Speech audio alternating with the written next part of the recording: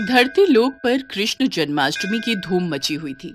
जहाँ देखो वहाँ जगह जगह हर घर हर मंदिर सजा हुआ था। भगवान श्री कृष्ण के जन्मोत्सव के लिए सभी अपनी तरफ से तैयारी कर रहे थे। ये नजारा गोलोक में विराजे श्री भगवान कृष्ण और राधा मैया देखकर अति प्रसन्न हो रहे थे। तभी श्री कृष्ण ने अपने मोर पंख को ठीक किया, कमर में बांसुरी को कसा और मुकुट पहनकर तैयार हो गए। कान्हा, कहाँ चल दिए इतना सज संवर कर? अरे राधा, आज मेरा जन्मदिन है। धरतीवासी मेरे जन्म उत्सव को इतनी धूमधाम से मनाते हैं। मन में विचार आ रहा है आज अपने भक्तों की परीक्षा ली जाए, इसलिए धरती लोक में भ्रमण के लिए जा रहा हूँ। अच्छा, फिर तो मैं भी तुम्हारे साथ चलूंगी। तुम्हारे बिना तो मैं अधूरा हूँ राधे।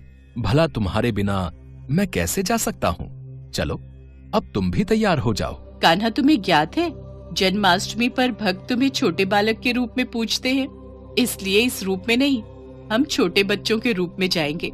ये भी उत्तम रहेगा। राधा कृष्ण दोनों धरती लोक पर जाने ही लगे कि तभी कृष्ण के सारे सखा वहाँ आ गए। अरे वाह कान्हा, तुम्हारे जन्मदिन का आयोजन और तुम अकेले अकेले ही जा रहे हो।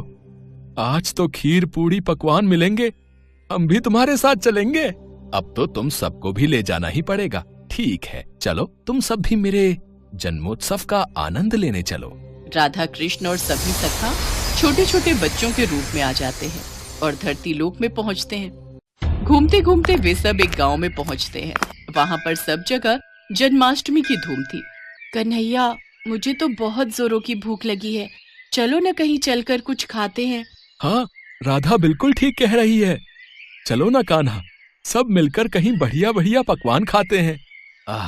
मन तो मेरा भी हो रहा है। चलो, वो सामने उस घर में चलते हैं। वहां लग रहा है बढ़िया बढ़िया जन्माष्टमी की सजावट हो रही है। मेरे जन्मदिन की खुशियां मनाई जा रही हैं। चलो, सब चलते हैं। अरे अरे अरे, ये तुम सब कहाँ चले आ रहे हो? चलो हटो, बाहर जाओ। पता नहीं कहाँ कहाँ से आ जाते हैं। मैं भगवान कृष्ण के भोग की तैयारी कर रही हूँ। तुम लोग क्यों आए हो?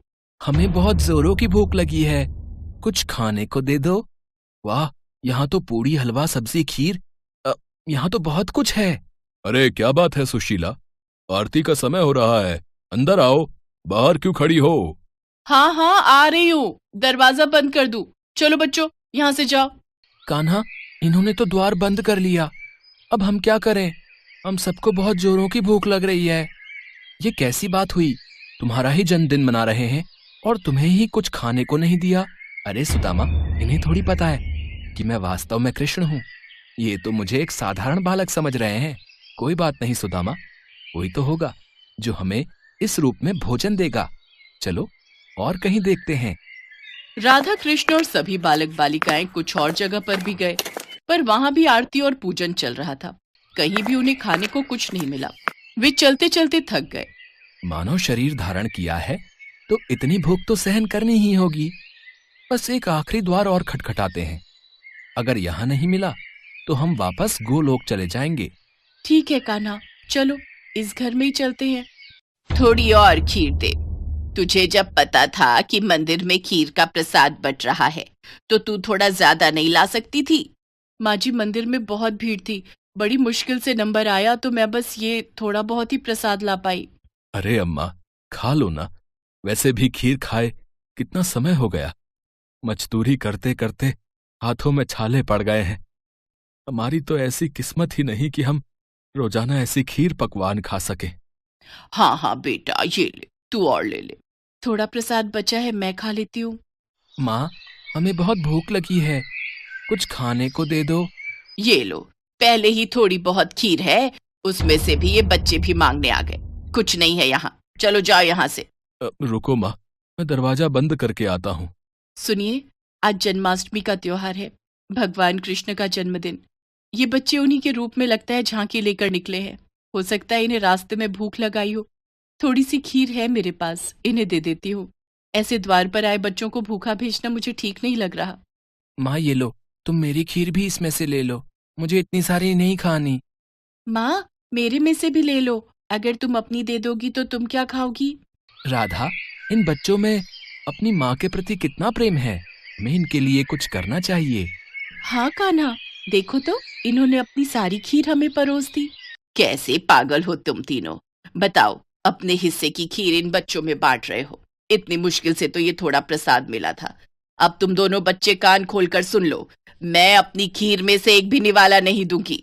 ये लो बच्चों, ज्यादा तो नहीं, थोड़ी थोड़ी खीर है, ये खा लो। बस इतनी सी खीर? इससे तो हमारा चींटी जैसा पेट भी नहीं भरेगा। एक काम करो, थोड़ी और खीर ले आओ।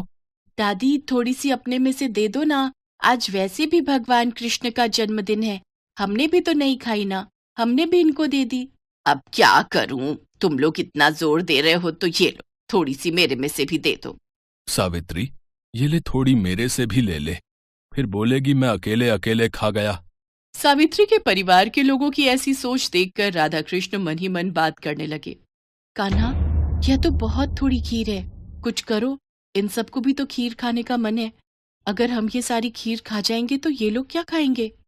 चिंता मत करो राधे, इस परिवार के सदस्य भूखे नहीं रहेंगे। हमने यहाँ खीर खाई है, और मेरे जन्मदिन के उत्सव पर ये खीर ना खाएं, ऐसा हो ही नहीं सकता। बताओ, इतने मन से मैं खीर खा रही थी, सारी इन बच्चों को दे रही है, क्या कर सकते हैं? दादी, खीर खाओगे? देख, मजाक उड़ा रहे हैं बच्चे। और दे खीर। अरे जब तुम्हें दे दी सारी खाने के लिए तो हम क्या खाएंगे, खाली बर्तन? दादी, आज कान्हा का जन्मदिन है। कान्हा को जब आप अपने हिस्से की खीर दे सकते हो, तो कान्हा क्यों नहीं दे सकता? अभी रुको, मैं आपको ढेर सारी खीर देता हूं, फिर आप भी खाओ और पड़ोसियों को भी खिलाओ। माँ जाओ, घर में जितने भी बर्तन हैं वो सब। बहू, अब छोटे बच्चे मजाक करने में बाज नहीं आएंगे। वैसे ही मुझे इन सब पर बहुत गुस्सा आ रहा है। सिर्फ तेरे कारण चुप हूं, वरना मैं इन्हें कब का भगा देती। ये लो बच्चों, पता नहीं आज तुम सब क्या खेल खेल रहे हो।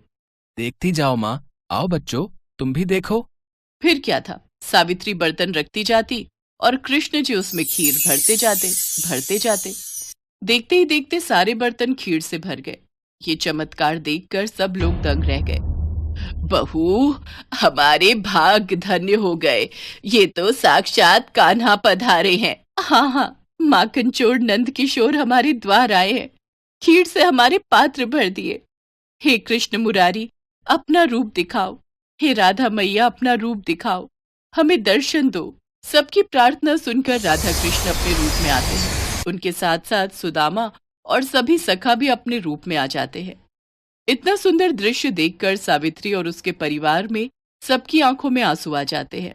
माँ, ये सत्य है कि जो भी भक्त भूखों को भोजन कराता है, प्यासे को पानी पिलाता है, खुद भूखा रहकर घर आए भूखे जरूरतमंद को अपने हिस्से का निवाला देता है, मैं उसकी सहायता अवश्य करता हूँ। हम तो धरती पर भक्तों की परीक्षा हेतु आए थे, और यहाँ इतने प्रेम से खीर खाकर मन प्रसन्न हो गया।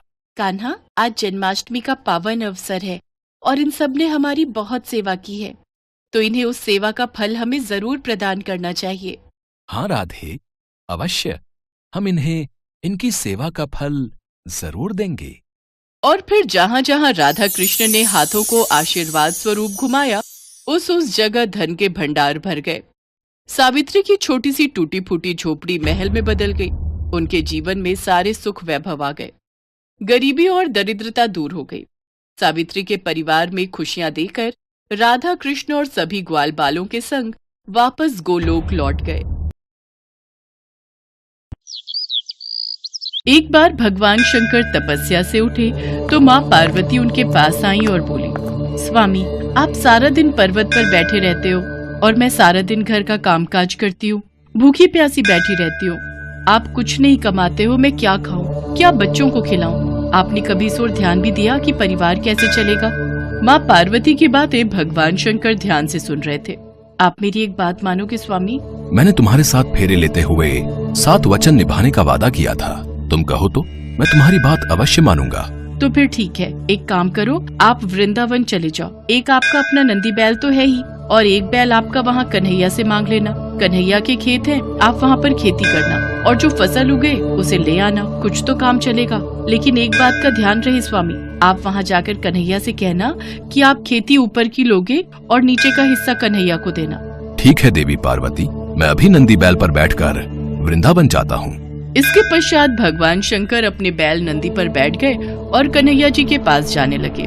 रास्ते में नंदी बैल उनसे बोला, प्रभु हम जा तो रहे हैं, लेकिन ये कन्हैया बहुत चालाक है, बहुत तेज है। कोई नहीं, जो होगा सो देखा जाएगा। मैंने पार्वती को वचन दिया है कि अब मैं खेती करके ही लौटूंगा। और फिर इसके पश्चात शंकर जी अपने बैल नंदी के साथ कृष्ण जी के द्वार पहुँचे और अपना शंख बजाने लगे। शंख की आवाज सुनकर कृष्ण जी द्वार खोलते हैं तो उनके सामने भगवान शंकर खड़े थे। कृष्ण जी भगवान शंकर को प्रणाम करते हैं। भोलेनाथ आप आइए, भीतर पधारिए। अचानक कैसे आना हुआ? मुझे संदेशा भेज देते, मैं आपसे मिलने आ जाता। कन्हैया मेरा एक काम है जो केवल तुम ही कर सकते हो। हाँ हाँ बताइए, मैं आपकी किस प्रकार सहायता कर सकता हूँ? मुझे आपके खेतों पर खेती करनी है। एक बैल मेरे पास है और एक बैल आप अपना दे दो और अपने खेत पर मुझे खेती करने के लिए दे दो। क्यों मैया, आपका क्या विचार है? भगवान शंकर हमारे खेतों पर खेती करना चाहते हैं। हाँ तो कोई बात नहीं, अच्छी बात है, हमें भी बनी बनाई फसल मिल जाएगी। पर मेरी एक शर्त है, खेती में आप जो भी मुझे बोने को कहोगे वो मैं बो दूंगा, पर खेती का ऊपरी हिस्सा मैं रखूंगा। तो आप बताओ मैं क्या बो दूं? ठीक है, मुझे मंजूर है। एक काम करो, आप ना आलू बो दो। ठीक है, फिर मैं फसल तैयार होने के बाद ही आपसे मिलूंगा। इसके बाद शंकर जी बैलों को लेकर खेती करने चले गए। उन्होंने खूब मेहनत से खेती की और आलू उगाए। कुछ दिनों में आलू की फसल पककर तैयार हो गई। शर्त के मुताबिक शंकर जी और नंदी ने मिलकर आलू के ऊपर की फसल, आलू के पत्ते काटे और गठरी में भरकर कैलाश ले गए। शंकर जी ने बहुत खुशी से पार्वती मैया को वो गठरी दी। पार्वती मैया ने जब गठरी को खोलकर देखा तो वो हैरान हो गई। उस गठरी में तो पत्ते ही पत्ते थे। प्रभु, आप ये क्या उठा लाए हो? खेती कहाँ है जो आपने की थी? पार्वती, मैंने तो वैसा ही किया जैसा तुमने मुझसे कहा। मैंने ऊपर की खेती का हिस्सा लिया और कैलाश लौट आया। मुझे कुछ नहीं पता प्रभु, अब मैं इन पत्तों का क्या करूं? ये पत्ते किसी काम के नहीं हैं। अब आप दोबारा जाओ और दोबारा खेती करके लाओ। और हाँ, अब की बार आप नीचे की खेती मांगना। एक बार फिर भगवान शंकर नंदी के साथ वृंदावन जाने लगे। रास्ते में नंदी ने उन्हें फिर समझाया कि कान्हा बहुत चतुर है, तो आप सावधान रहना। शंकर जी ने फिर से वही कहा कि जो होगा देखा जाएगा। कन्हैया, मुझे आपके बैल और खेत फिर से चाहिए। मुझे एक बार फिर खेती करनी है, पर इस बार मेरी शर्त यह है कि मैं खेती नीचे की लूंगा, ऊपर की आप रखना। बताओ मैं क्या बो दूं? ठीक है, फिर तो आप बाजरा बो दो। कृष्ण जी के कहने पर शंकर जी ने बाजरा बो दिया और खेती की। उसकी अच्छे से रखवाली की और कुछ ही समय में बहुत अच्छी बाजरे की फसल उगाई। शंकर जी बाजरे के नीचे की डंडियां तोड़कर कैलाश ले गए और ऊपर का बाजरा सारा कृष्ण जी और यशोदा मैया घर ले गए। कैलाश पहुंचकर जब शंकर जी ने माता पार्वती को बाजरे के नीचे की डंडियों से भरी गठरी दिखाई तो वो फिर से क्रोधित हो गई। अरे, आप ये क्या ले आए? ये तो घास फूस है, इनका मैं क्या करूंगी? इसमें बाजरे के दाने कहाँ हैं? पार्वती, मुझे तो तुमने कहा कि मैं नीचे की खेती ले आऊं, इसलिए ऊपर की खेती मैंने कन्हैया को दे दी। मुझे कुछ नहीं पता, मैं क्या बनाऊं और क्या खिलाऊं। आप एक बार फिर से जाओ और इस बार कन्हैया से कहना कि ऊपर और नीचे दोनों की खेती आप ही रखोगे। ठीक है पार्वती, जैसा तुम कहो, मैं फिर से जाता हूँ। चलो नंदी। शंकर जी कन्हैया के द्वार पर पहुँचे और उनसे फिर से खेती करने के लिए कहा। कन्हैया, इस बार ऊपर और नीचे दोनों की खेती मैं ही लूंगा। बताओ मुझे क्या बोना है? ठीक है, इसमें मुझे कोई आपत्ति नहीं है। आप इस बार मक्का बोलो। इस बार आप ऊपर और नीचे की खेती ले लेना और जो बचेगा वो मैं रख लूंगा। शंकर जी फिर से खेती करने लगे। कुछ ही समय में मक्का की बहुत अच्छी फसल उगाई। कृष्ण जी यशोदा मैया के साथ मिलकर बीच का हिस्सा यानी कि मक्का तोड़कर घर ले गए और ऊपर और नीचे की फसल भगवान शंकर कैलाश पर्वत पर ले आए। इस बार नंदी और भगवान शंकर बहुत खुश थे कि ऊपर और नीचे की दोनों खेती देखकर माता पार्वती बहुत खुश होंगी। पर जैसे ही उन्होंने माँ पार्वती को खेती की गठरी पकड़ाई, जिसे देखकर माँ पार्वती अपना सिर पकड़कर बैठ गई। अरे, ऊपर और नीचे की फसल तो ले आए, पर इसमें भुट्टा कहाँ है? पार्वती, तुमने ही तो कहा था कि ऊपर की और नीचे की खेती लेकर आऊं, इसलिए मैं ऊपर और नीचे की खेती ही तो लेकर आया हूँ। अब मैं भोला भाला, जैसा तुमने मुझसे कहा मैंने वैसा ही किया। तभी कृष्ण जी आते हैं। माँ पार्वती, भोलेनाथ बिल्कुल उचित कह रहे हैं। भोलेनाथ को तभी तो भक्त भोले बाबा कहते हैं। भोलेनाथ तो भाव के भूखे हैं। प्रेम से जो भी इनको कुछ भी अर्पित करता है वे ग्रहण कर लेते हैं। आप धन्य हैं भोलेनाथ। माँ पार्वती, भोलेनाथ के द्वारा की हुई खेती मैं ले आया हूँ, इसे स्वीकार कीजिए। माँ पार्वती देखती हैं कि भगवान भोलेनाथ ने तो बहुत ही बढ़िया खेती करके आलू, बाजरा और मक्का उगाया था। वो खुशी से फूली नहीं समाती। कुछ भी कहिए स्वामी, पर आपने नंदी और कान्हा के बैलों के साथ मिलकर बहुत बढ़िया खेती की है।